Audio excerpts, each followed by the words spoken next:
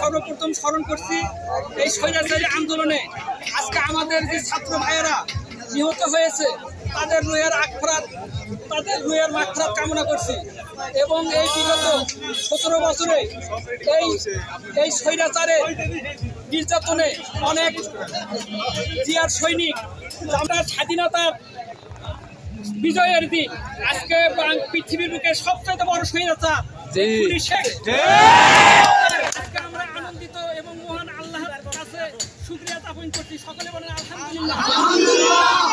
আমরা শান্তির প্রিয় দল, আমরা জামাত, আমরা বিএনপি জামাত শিবির, আমরা শান্তিপ্রিয় দল।